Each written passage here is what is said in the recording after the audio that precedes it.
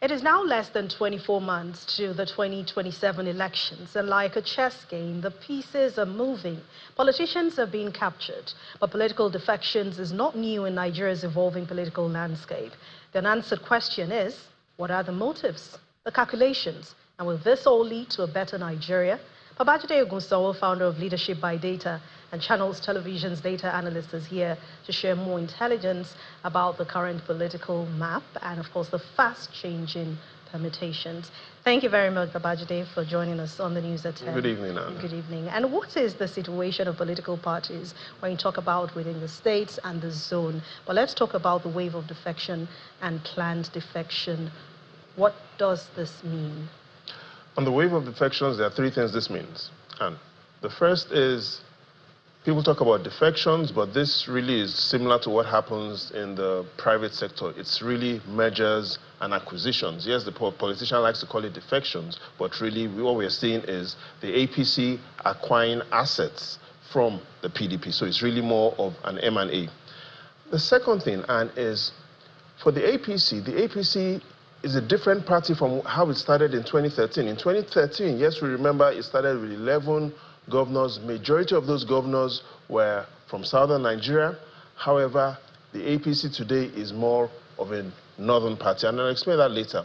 Similar to that, same time when the APC was being formed, the PDP then had 24 governors. Majority of those governors were northern governors. So then the PDP was a northern party, largely. All that has changed. The PDP now is more of a southern party. Now, let's take a look at exactly what I mean by what has changed since 2013. And if we focus on the numbers, and it will also allow you to see perhaps where is all of this leading to in less than 24 months. Again, we remember 2013, 11 governors from the APC, that's on the first row. 7 of those governors were from southern Nigeria. All the governors from southwest, excluding Ondo State.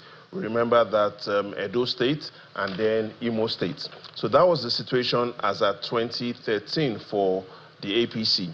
However, look at what we have today. 22 state governors in the APC. However, only 9 of them are from southern Nigeria. So in simple terms, as of May 2013, 63% of APC's governors were from southern Nigeria. Now only 41% of their governors from southern Nigeria. So the party pretty much is more of a northern party now.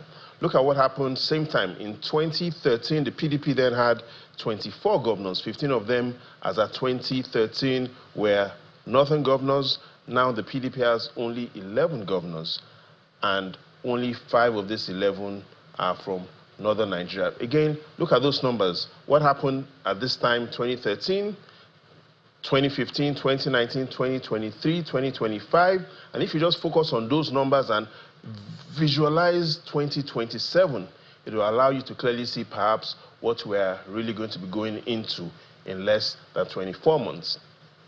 And that brings me to the third and perhaps the most final point, and that is looking at what is in front of us, looking at this fact, it makes me think, and really the evidence is this is more perhaps, and all the mergers and acquisitions we are seeing, perhaps is really more about 2031 than it is of 2027. And in the days ahead, I'll explain a lot about the difference between what is about to happen in the next 24 months and what might happen in 2031. So talking about the future now, how close or far away is Nigeria from becoming a one-party state? What is the current situation, and what is the future really looking like for the country's political space?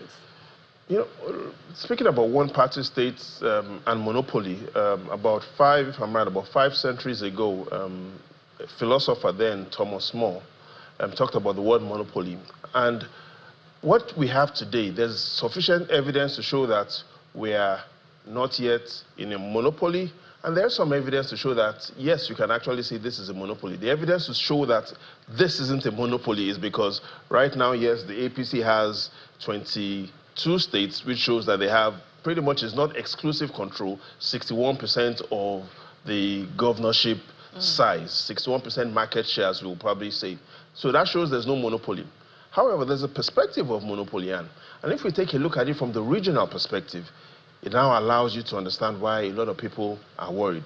So let's take a look at the chart of the week, because that allows you to also understand the challenges that we face as a nation and with our democracy. Look at the spread of parties. In the Northwest, the APC has 5 state governors. No other party has more state governors than the APC.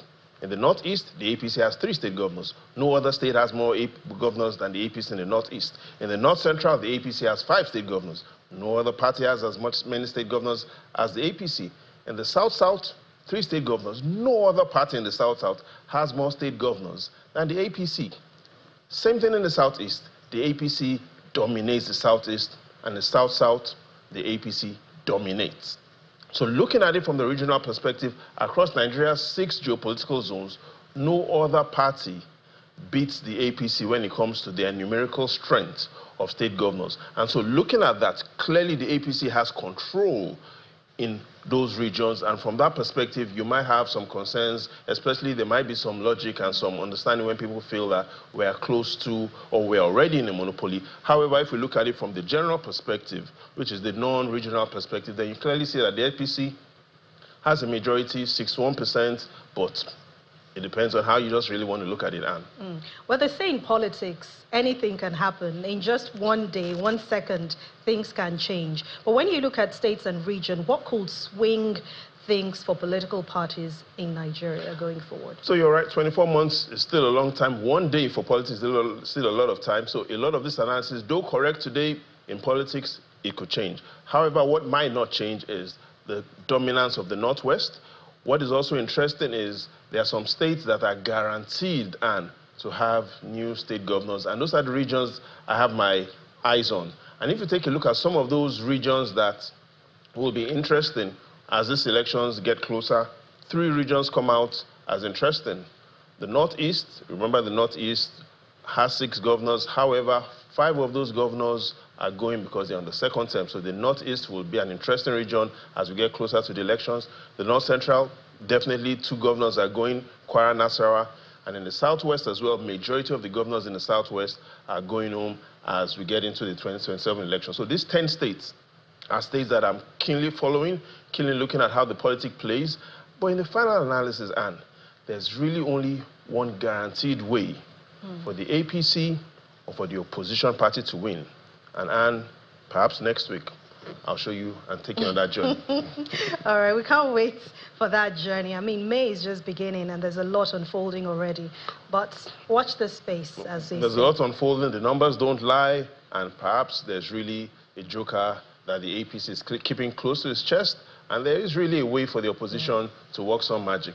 All right, we'll see what that magic is. Thank you very much, Babajide Ogunsewo, founder of Leadership by Data and Channels Television's data analyst, for your contribution on the news at 10. Thank you, Anne.